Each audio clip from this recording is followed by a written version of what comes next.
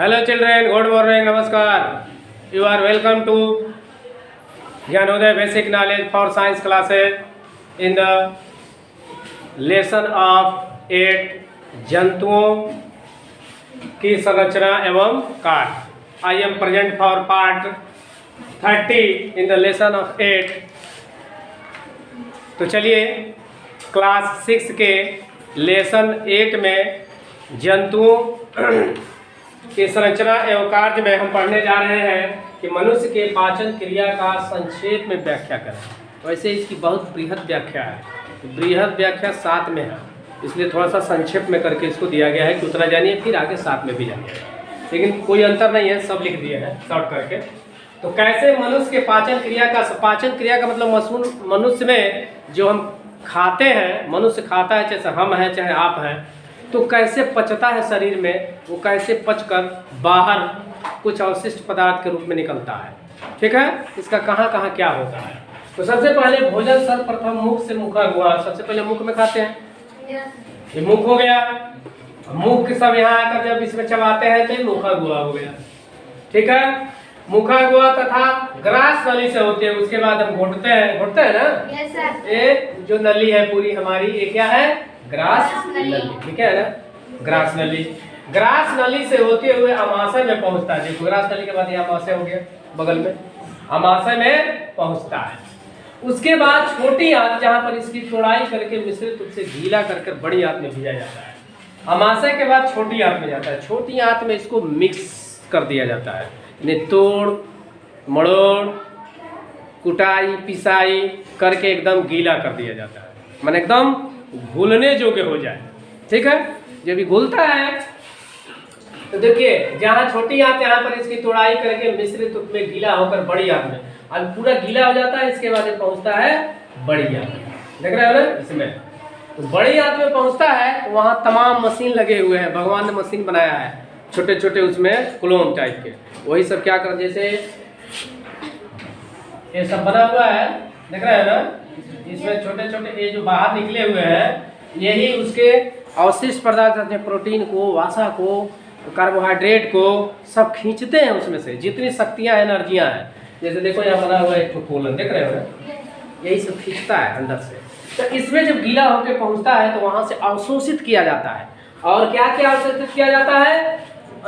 मिश्रित होकर गीला होकर बड़ी आंत में पहुँचता है, जहाँ प्रोटीन, मंड, वसा पानी में घुलनशील होकर इसमें से विद्यमान प्रोटीन, वसा, मंड, विटामिन एवं लवण को अवशोषित किया जाता है. वहाँ से खींचा जाता है विटामिन को, प्रोटीन को, वसा को, लवण को खींचा जाता है. और क्या किया जाता है, वहाँ से शरीर के पूरे हिस्से में विभिन्न अंगों द्वारा खींच लिया जाता है जितनी शक्तियाँ होती हैं भोजन में, और उसको विभिन्न अंगों में भेज दिया जाता है. तब ना हमारी आंख देखती है, कहीं ब्रेन काम करता है, कहीं दिमाग काम करता है, कहीं हाथ काम करता है, कहीं बोलने की आवाज़ आती है, कहीं दौड़ने के लिए शक्ति मिलती है. तो सब भोजन से नहीं मिलती है. तो यही क्या करता है कि यहाँ बड़ी आंत में इसको क्या किया जाता है, खींच लिया जाता है. किसको खींचा जाता है? विद्यमान प्रोटीन, वसा, मंड, विटामिन एवं लवण को अवशोषित कर लिया जाता है. जब पूरे टानी को खींच लिया जाएगा, जूस परना मशीन में जब जूस पेर के निकाल लोगे तो अंत में मशीन के डब्बे में क्या बचता है? उसका खुजा, सूखा हुआ, बेकार, जिसको हम फेंक देते हैं. वही क्या करता है शरीर, बड़ी आंत से देखो सीधे मलाशय में भेज देता है. मलाशय से सुबह में शौच के द्वारा बाहर निकल जाता है. बस समझ में आ रही है ना, यही काम होता है. इसे ही हम पाचन कहते हैं. तो पाचन का काम कैसे शुरू होता है? सबसे पहले हम कहाँ लेता है? मुंह के बाद अंदर चबाते मुखागुहा. मुखागुहा से ग्रसनी. देखो अगर समझ के पढ़ोगे तो रटना नहीं पड़ेगा, ऐसे मुंह से खड़ा होकर कह दोगे कि सबसे पहले मुख से अंदर चबाते हैं मुखागुहा, मुखागुहा से ग्रसनी, ग्रसनी से अमाशय में, अमाशय से बड़ी आंत, छोटी आंत में इसकी पूरी तुड़ाई कटाई या पूरा इसको मिक्सचर बना दिया जाता है. उसके बाद बड़ी आंत में प्रोटीन, वसा, लवण, खनिज पदार्थ को अवशोषित कर लिया जाता है. अवशोषित करने के बाद जो बेकार पदार्थ पड़ता है वो चला जाता है मलाशय में, जहाँ जमा होता है. अब मलाशय के बाद शौच के रास्ते गुदा के द्वारा सुबह में बाहर हो जाता है. तो इस पूरी प्रक्रिया को हम क्या कहते हैं? पाचन. ठीक है ना. तो आइए देखिए शॉर्ट में लिख दिया. सबसे पहले मुख से मुखाग हुआ, मुखाग हुआ से भोजन नली, भोजन नली बने ग्रास नली, उसके बाद अमाशय से छोटी आंत, तब बड़ी आंत, तब मलाशय, उसके बाद मल द्वार गुदामनी बाहर। ये पूरा सिस्टम है जिसको हम क्या कहते हैं, पाचन। अब है इसमें दो पाचन ग्रंथियां होती हैं। ग्रंथियां माने यकृत, यकृत माने लीवर। यह गाढ़े भूरे रंग का होता है जिससे पीत रस निकलता है। इससे क्या निकलता है, पूछता है परीक्षा में, यकृत या लीवर से रस निकलता है। 4 गो दिया रहेगा, एगो ये भी रहेगा, तो कौन सा निकलेगा, पीत रस। और अग्न्याशय से निकलेगा अग्न्याशयी रस। ठीक है, तो अग्न्याशय पैंक्रियाज या हल्के गुलाबी रंग की ग्रंथि है जिससे अग्न्याशयी रस निकलता है। पाचन अंग और पाचन ग्रंथियां मिलकर पाचन तंत्र बनाती है। पाचन अंग कौन कौन हो गए, पाचन अंग मुख, मुखाग्वा, ग्रास नली, अमाशय, छोटी आंत, बड़ी आंत, ये सब हो गया पाचन अंग। अब ग्रंथियां कौन कौन हो गई, यकृत और अग्न्याशय। इससे रस निकलते हैं और क्या करते हैं, पाचन और पाचन ग्रंथियां मिलकर पाचन तंत्र बनाती है। एक कोषीय जीव जैसे अमीबा और पैरामीशियम में भोजन का पाचन कोशिकाओं में होता है। भोजन का पाचन, उसका बड़ा पेट तो होता नहीं, तो भोजन का पाचन उसमें किसमें होता है, कोशिकाओं में। केंचुआ और तिलचट्टा के आहार नल में, केंचुआ देखे हो ना, उसमें पूरा जगह नहीं ना होता है, और तिलचट्टा उसके आहार नल में, जहाँ खा के अंदर करता है वहीं पचाता भी है, आहार नल में होती है। मेढक, मछली, छिपकली तथा सभी स्तनधारी जंतुओं को पूर्ण विकसित आहार नाल में होती है।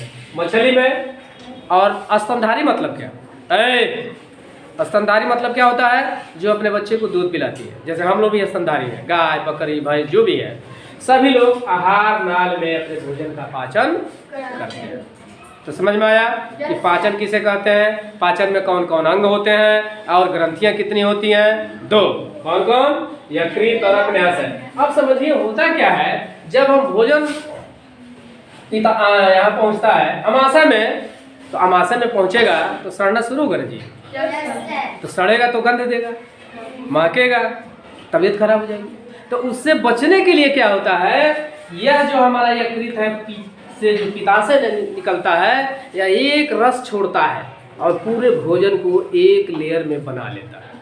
तो उससे क्या होता है कि भोजन सड़ता नहीं है, पचता है। ठीक है ना। देखो जिसका भोजन ज़्यादा पचता नहीं है, सड़ता है, तो बहुत गैस फॉर्म होता है, गैस निकलता रहता है, मेरा पेट हड़गड़ गड़गड़ करता है ना। तो ये क्या करता है, इसलिए कहा जाता है कि खाना खाने के तुरंत बाद पानी नहीं पीना चाहिए, थोड़ा थोड़ा पीजिए, भोजन अटके नहीं। क्यों कि पीत रस बहुत कम निकलेगा ना, यकृत से पित्ताशय से जो रस निकलेगा हमारा, देखो ये पीत रस जो निकलेगा वो थोड़ी मात्रा में निकलेगा ना। अब पानी जब पी लेंगे तो उसमें घुरा जाएगा, तो घुरा जाएगा तो उसकी शक्ति कम हो जाएगी। इसलिए कहा जाता है कि भोजन करने के आधे घंटे के बाद पानी पीजिएगा तो भोजन पचेगा। इसलिए कि यह जो पीत रस निकलता है भोजन को एक लेयर बना देगा, इसको सड़ने नहीं देगा, आराम से पचाएगा, और कुछ देर पचा लेगा, उसके बाद पानी पीते रहेंगे। ठीक है ना। तो इस प्रकार आप समझ गए कि भोजन का पाचन क्रिया क्या है, पाचन ग्रंथियां कौन कौन है और पाचन अंग कौन कौन है। इस तरह भोजन का पाचन हमारे शरीर में खाने के बाद शाम तक निकलने तक की कितनी क्रियाएं होती है, यह संक्षेप में आप जान गए। तो आइए पूछा जाए, देखा जाए कितने लोग बताते हैं, कितने लोग नहीं बताते हैं। तो चलिए पूछा जाए। सबसे पहले बताएं कि भोजन का पाचन में कौन कौन सा अंग सहायक होता है, कौन बताएगा। चलो बोलो।